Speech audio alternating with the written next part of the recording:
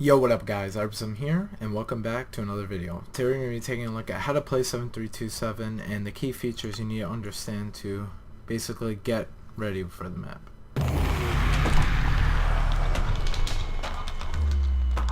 So before we begin, the basic preliminary things to starting the map is to get into the game activator. So once you first join the game, it's going to say, welcome to 7327. To access the game activator, go in creative on top of the spawn pad. So you need to be in creative mode, and this is the spawn pad I'm referencing, so you need to be in creative over here. So watch this.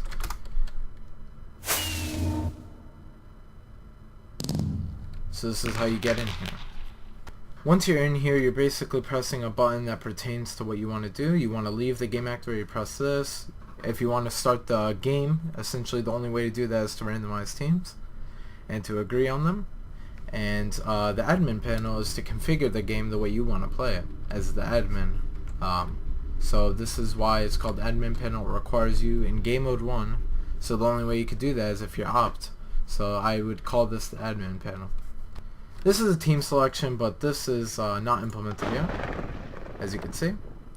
And first we'll start out with the admin panel. So when you press it, it tells everyone that you're configuring, and there's many options to choose from. You could clear weather all game, like that. Rain and thunder all game, toggle dynamic scoreboard. You'll see that later on in the video. Set daylight all game, set midnight all game, normal daylight cycle. So this is default, and as you can see, here's some other ones. So you could toggle fire spread, toggle mob spawning, toggle mob griefing. Now I have little square brackets under here to tell you the defaults, and they're always set to defaults when you first join the game, so no need to worry about that. And enable friendly fire. You got take everyone to the 7327 library. That'll be covered in my 7327 library video, which will be linked in the description and right here. And toggle gaming room, so you could disable the gaming room, which I'll get to right now. So the gaming room is just over there, but I want to show you guys something. There's something called mid-game entry, and the game hasn't started for us to do that, so we'll come back to that later. But essentially you need to be in creative mode anyways to access this, and it will tell you in that you need to, it'll tell everyone in the game that you're trying to become that team, and the admin in-game will have to game mode 1 you, because I don't want random people. You know, if you have a network that you're hosting this on, you don't want random people to just join whatever team and make it unbalanced, you know what I mean? So I have all these options to make the admin determine if it's the right choice or not. So here's the gaming room, waiting for the game play now. So if you're waiting for the game to start, you could access this. It's available to everyone, and it's pretty cool. It's just a little teleporter.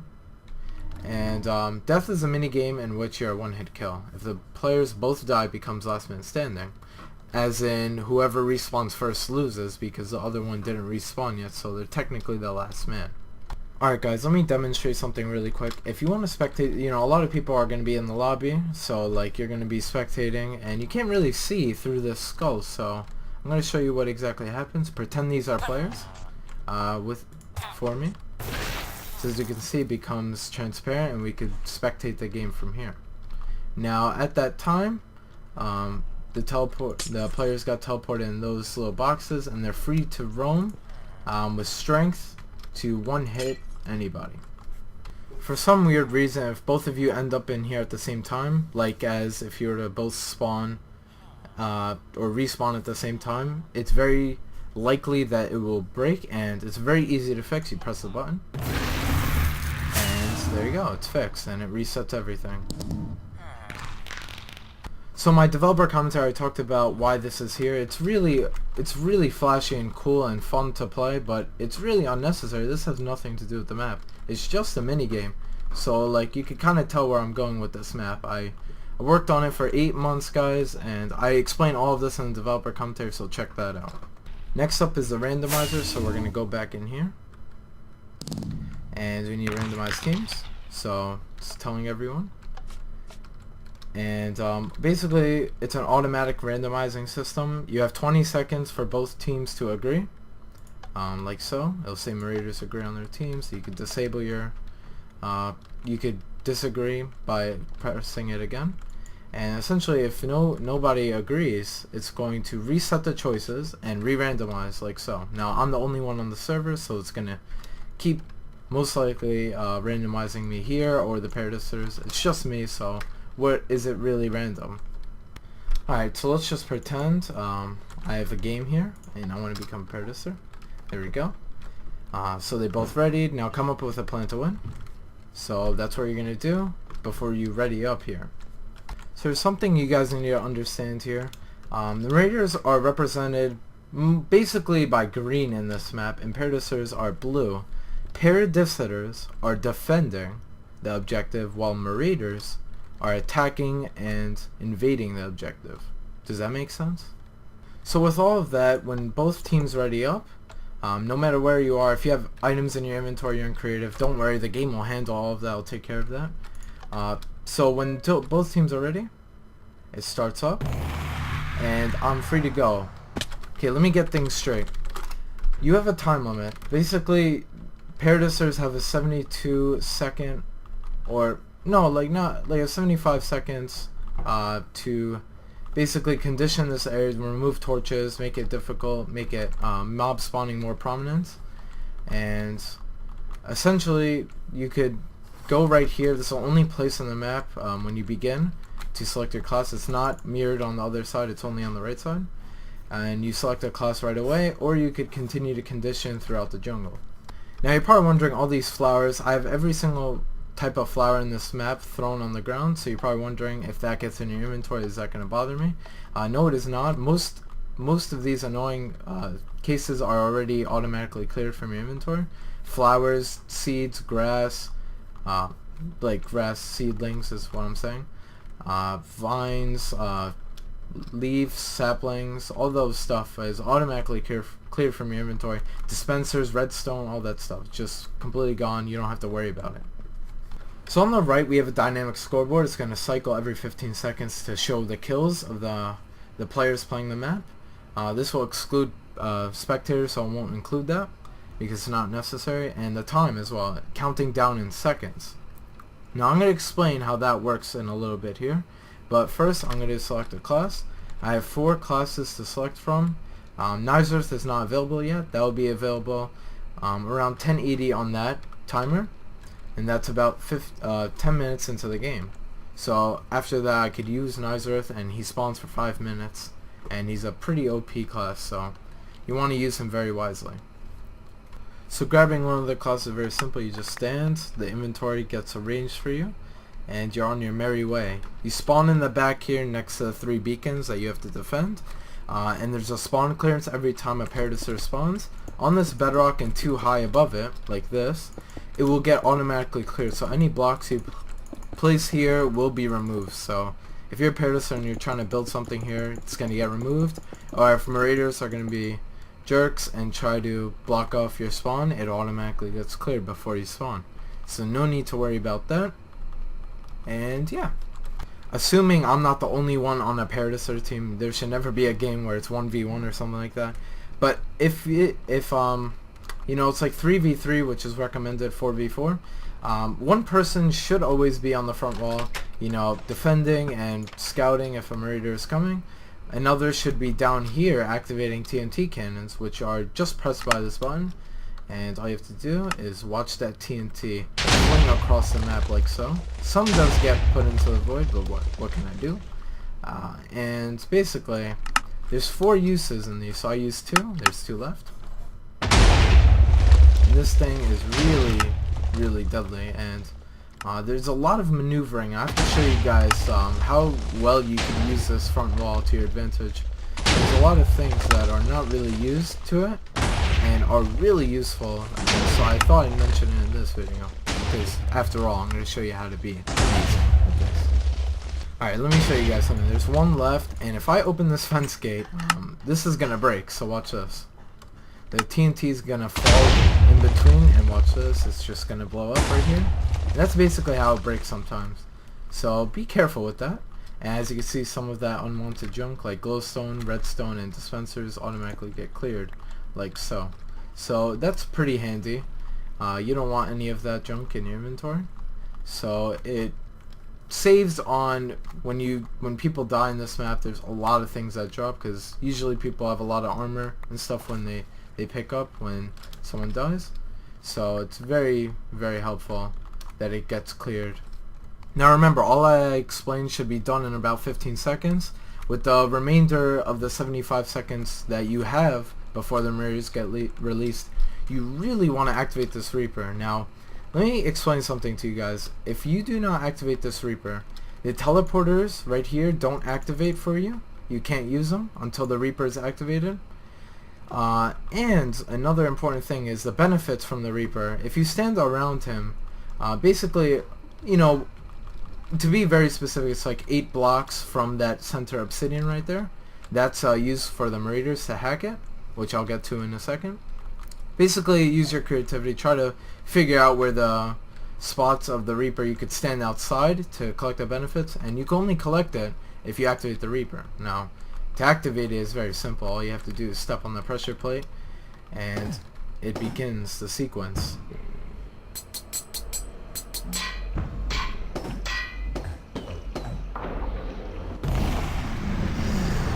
And there we go, he's activated. He makes sounds, and basically all the benefits are alive now. So you could use all the benefits. Watch this. I got arrows, 10 arrows every go, 4 blocks, and 2 apples. Very important. So I'm a Paradicitor. I'm able to use these teleporters instantaneously, very fast, to teleport from one location to another without having to worry about health and all that stuff. Nothing applies like that. And how about if a Muraider comes through and he hacks the Reaper? Now, I mentioned this before, you can hack the Reaper as a Muraider. So the way you do that is you have to get in here and stand on any of these obsidian blocks, and it starts randomly checking a hack, or attempting a hack, I should say.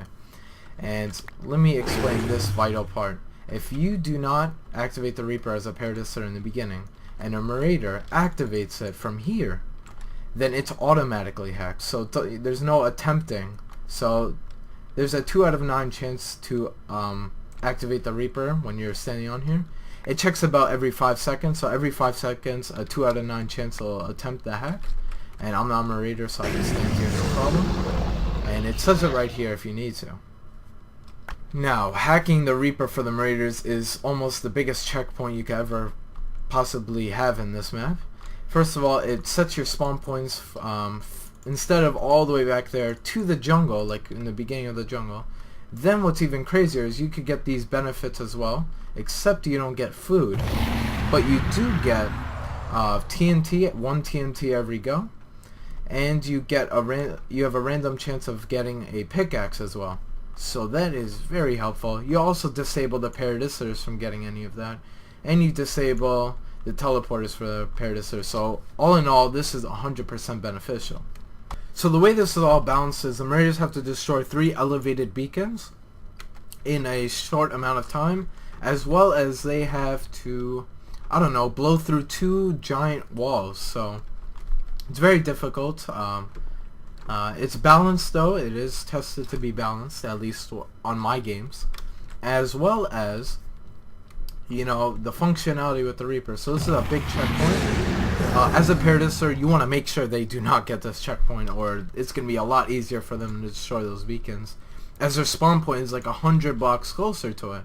Saves on a lot of time, as well as not getting hurt by mobs on your way, because if you don't light up the jungle and stuff, the Darkwood jungle, when you're a Muraider, then it's going to be very difficult. Because remember back then, I said, if the Paradicitors condition the area with torches, like removing the torches, mobs are going to be spawning like crazy. So make sure you do that.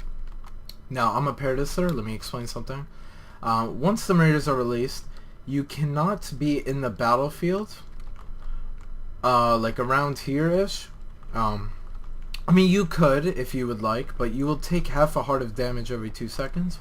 I like to, basically this is a partition kind of method. I don't want Paradicitors to stay here and like spawn kill them, or like defend like right here, like set up a nice wall right here and defend it like this. That would be really cheap in my opinion. And also, I don't want them to even attempt to spawn kill. We were getting messages like, you may not enter a jungle. Now I would be getting severely damaged, like so. 2.5 hearts every 2 seconds. This could kill you easily. So be very careful with that. Now let's join a mid-game as Muraider to make my life easier. So it's that simple, it's that fast, you're already in the game. That's it. So we have regular gear over here. These are all class based, and I'll get to that in a bit. And these are the 4 OP classes that you're able to get. I call it advanced Muraider classes. And essentially, these are essentially unlimited, quote unquote, because there's quite a bit of it in the dispenser. So I don't see a game ever being, where it uses all of it. So you have plenty of armor. Stealth is more of a, he's really good against combat. He's good at deflecting combat damage and projection damage. Projection is good at deflecting projectile damage, and Blaster could take little to no blast damage. And Pyro, same thing, he doesn't take as much fire damage. So they're very specific in that manner. So projection will suffer in a sword battle, as Stealth wouldn't as much, and same thing with Pyro and Blaster, they would suffer in projectile damage more than regular protection. Alright guys, these are all the regular Muraider classes. Alright, so let's start with Pyro. Actually, let's start with all of them. So they're all colored here, so when you pick them up you see the color, you don't have to really read it. That's more of a helpful thing. I also disabled the time, and I increased the speed in which you switch between, so that'll be cool for you guys in this video, of course. Not right now, not in the actual map, just for this video. So all of them have protection 4 as a basis. Then we get to the chestplate, which are colored by their class. So this is fire protection 3, projectile protection 3, protection 3, and blast protection 3. We all know stealth has you would say the best protection, because protection 4, protection 3, protection is good against all, but not when it comes to the specific enchantment. This thing really, it would be very hard for you to die when you place your TNT with that. So then we get protection 2, projectile protection 2. So he's basically good with all. Projectile protection 2. So then they have like an equalizer, protection 2 on the rest. And the boots as well, protection 2 to equalize, make sure you're not that bad in combat. And basically it's a chestplate that are class based. Now the weapons are pretty straightforward. You would assume that the Pyro actually is it's a flame 1. So these are old bows that I had. These aren't the actual ones you're getting. So basically I have the description under these to, kind of show you. This one has the wrong description. These aren't actually in the map, remember that. Sharper tip sword dealing more damage, sharpness 1. This is accurate. And affinity bow as well. And Blaster is pretty accurate. There we go. So there's a little bit of description. The descriptions are not in the items in the map. Just for you guys right now. Alright guys, so here's the Paradicitor armor. This is Mark, Core, Stance, and Shift. Now again with the basis, we're going to Unbreaking 10 with Blast Protection 4 and all. So you're probably wondering, why is Unbreaking 4 on the Muraider gear and this one Unbreaking 10? My idea, they were supposed to have all diamond helmets with Blast Protection 4, but since I wanted to colorize it, I gave them the equivalent, I guess, with Unbreaking 10, I guess. I don't know. Anyways, Shift is more like a Pyro kind of gear. It has Protection 2 on the chestplate. Now notice the biggest changes are the shoes and the chestplate. So Protection 2, Protection 2, Protection 3, but it's a chain, it's not iron, so that's the difference. And Protection 1, so not really that good. Now Mark is really resistant against projectile like he's really resistant against this. Again with Core, okay, not that bad. And Stance a little bit weaker than Core. Core is probably the best armor set. And Shift as well with this stuff. But now look at the sword. So this is probably the best sword. No, actually Stance might be the best sword. It's close to shift. Yeah, sharpness 2 stone sword. This is the only one in the map with a stone sword. So it's a little bit weaker. Not that weak though. It's probably the equivalent of sharpness 1 iron sword. And fire spectre 1. So, but the build for marksman is power 1 infinity, so he doesn't have to worry about arrows. He's constantly shooting at the players. And this one is power 1 punch 1. So he does have to worry. Stance is, you know, punch infinity, doesn't have to worry about arrows, and flame is, you know, well, fire effect. Now, stance is the only class of the Paradicitors that get 2 stacks of nether brick. Core gets a pickaxe instead. Mark gets basically the most pressure plates out of all of them. These all get pressure plates. I think Core gets no pressure plates. Stance gets 10, Mark gets 15, and Shift gets 5. No, it's the other way around. This gets 5, and this gets 10 pressure plates to repair the teleporters if needed. And repair the Reaper if somehow the pressure plate isn't there. So, yeah. And Shift also gets AT&T, and yeah, this is a big thing. So, Paradicitors could always go on the battlefield and condition that to destroy your torch progress and all this good stuff. So let's get to Nizer. This is the final class as Paradicitors. He has his own team, so he can hurt the Paradicitors. He could hurt, the Paradicitors could hurt him. It's not recommended, obviously. This is supposed to very much help you as the Paradicitors. So you spawn as a Nizer, like so. Put on your helmet Nizer. Get a little sound effect. Oh, this armor set, I can't wait to show you guys. So Nizer has spawned. You spawn on the Reaper. This has to do with the storyline, so you know, take a look at that, the other video, and I'll let the chunks up.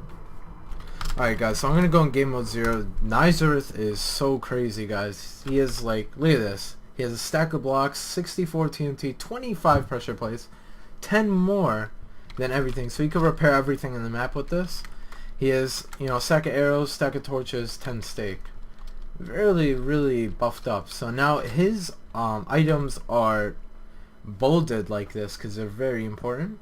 None of this stuff should be in the battlefield or dropped or anything like that. So obliterate, sharpness 4, knockback 2, fire spec 2 with knockback resistance. So if anything like this, summon skeleton, watch this, I don't get knocked back. I have 12 hearts, technically 10 because 2 is vital and it kills you if you have 2. It's just the way Nizerth falls in the map. He has 5 minutes. As you can see, I have a purple name.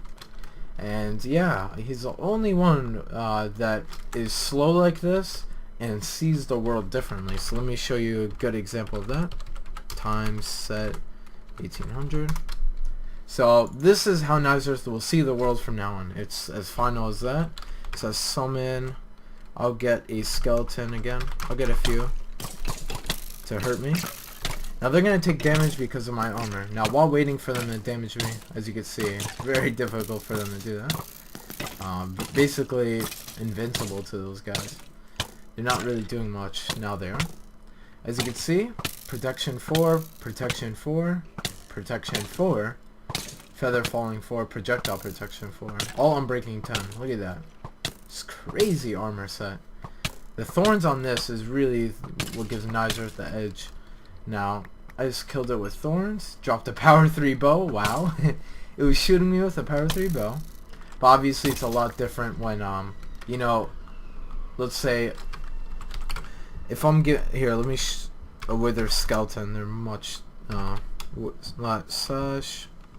I got this, guys. I'll summon a witch so he could poison me.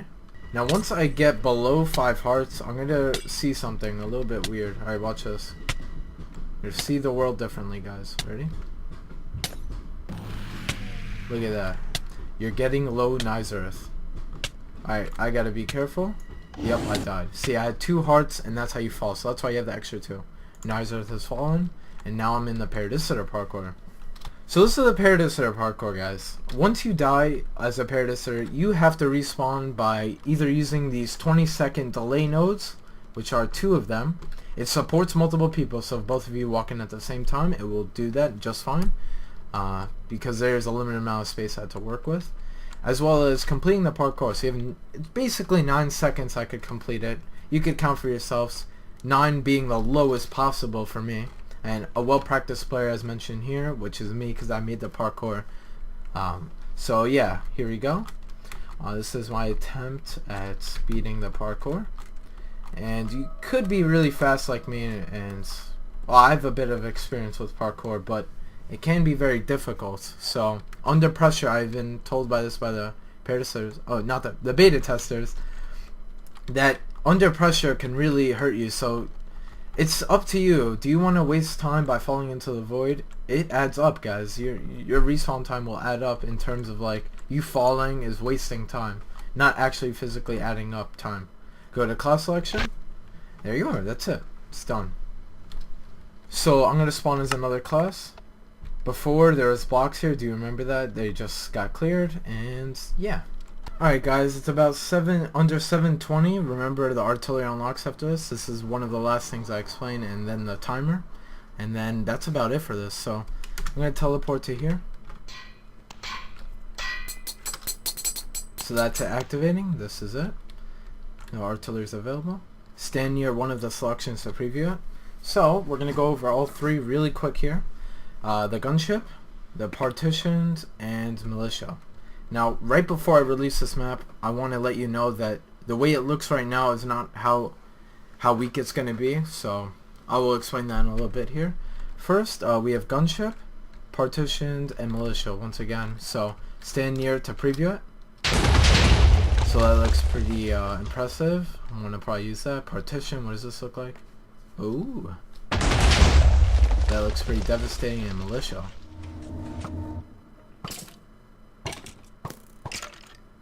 Ooh, let's get a better one actually. Yeah, I also really sped this up. One shot a snow golem. It's 20 hearts, guys. 10 hearts. My bad. It's pretty impressive. So what do I pick? Let me explain first of all what they're used for. If you're struggling to get past the first wall, the gunship is the way to go. If you are struggling to get through the back wall, partitioned is the way to go. If you are stuck in general, everywhere, militia is the way to go. This will spawn timed militia. They'll die after 2 minutes maybe. And they are very powerful, as you can see, and they're going to shoot the Paradicitors on the front wall, the back wall, and in the midway, basically where they are. So if you can't get through anything, really. Remember, these can all be used against you. So be careful when you use them. They could all be used against you. So if you have Muraiders on the front wall and you use this gunship like so, it's gonna be pretty devastating. So this is the gunship, guys. There's a slight technical difficulty with the sound not playing, but here it is. This is the idle gunship sound. So everyone in the map will hear this, knowing that it's idle and it's not in use. So it's kind of a warning. So as soon as you're a Muraider and you're in the gunship, you immediately press these. So the timer ticks on your go, essentially. So you're gonna see kind of what happens. So left.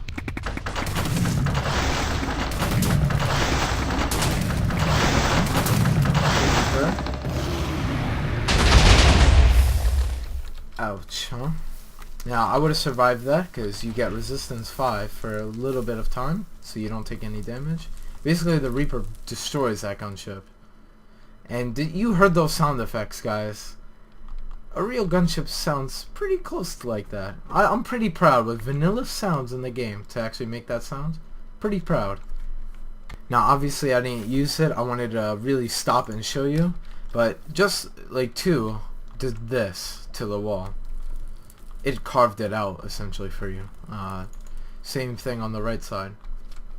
So this is a partitioned, guys. I'm gonna teleport myself back. Basically, TNT falls like this. Like I said, it's gonna be stronger, and it devastates right here. So what it's actually gonna do is devastate right here and a little bit of the front wall. So it's gonna be quite a powerful, very quick artillery. I suggest using this one actually. It's very useful in terms of conditioning and clearing out Paradicitors where they are. And it's intended to slaughter all the Paradicitors at once. So it should be pretty OP. You know, you gotta be wary of your teammates as well. So these are the gunship. These are the militia. Excuse me, I'm sorry. So here they are. They are constantly pathfinding. Look at these guys. This is just random though. But basically, these guys are tall. You can see them. They have a name tag that can be seen from quite a distance. As you can see, I can see that. So they look like players. So they're very accurate. I don't know why, but they're very accurate. So